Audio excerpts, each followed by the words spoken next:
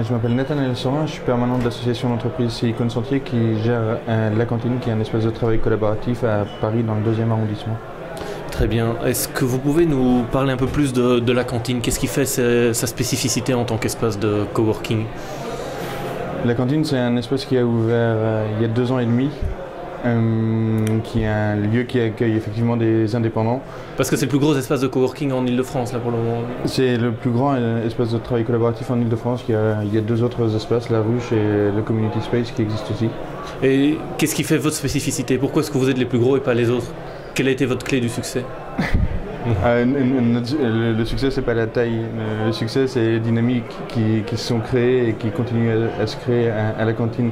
La particularité, c'est qu'on est un espace de coworking, mais comme je vous le disais, on est aussi un espace de travail collaboratif. Nos enjeux et nos buts, c'est de faire travailler des gens ensemble et des gens qui ne se creusaient pas forcément.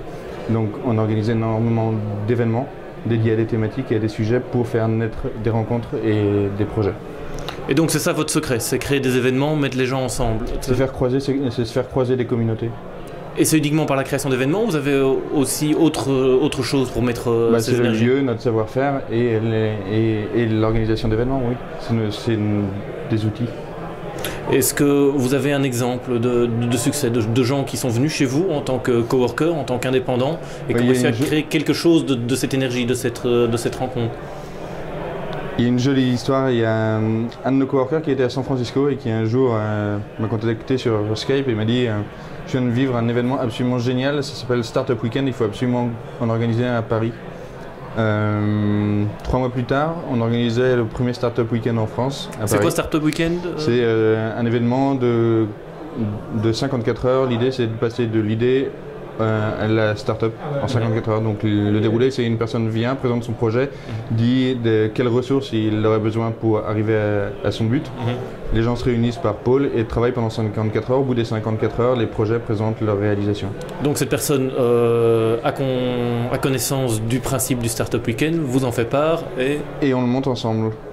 Donc durant ce Startup Weekend, il y a plusieurs projets de boîtes qui sont structurés, notamment un qui s'appelle Stubmate, qui a gagné le Startup Weekend et qui est venu s'installer et travailler et se développer à La Cantine pour bénéficier de l'écosystème qui s'y croise et qui s'y rencontre.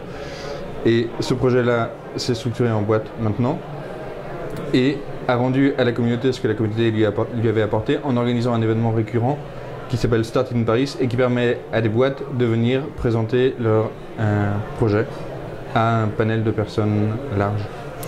Une des particularités en France par rapport à l'enquête qui a été montrée durant la conférence, on voit qu'il y a très peu de places de coworking qui reçoivent des fonds publics, des fonds d'aide publique. Chez vous, apparemment, ce n'est pas le cas. C'est partie intégrante de votre financement, non? Absolument, on est sur un financement public-privé, qui est un financement que je trouve assez pertinent au niveau de l'équilibre. Donc pratiquement ça fonctionne comment cet équilibre public-privé? C'est quoi? C'est le public qui met au début C'est ça, c'est principalement les acteurs publics ont mis de l'argent pour bootstrapper le projet, c'est notamment la mairie de Paris, la région Île-de-France. Et dans un second temps, il y a des acteurs privés qui se sont greffés à ce projet-là, comme Orange, qui nous soutient dans notre évolution.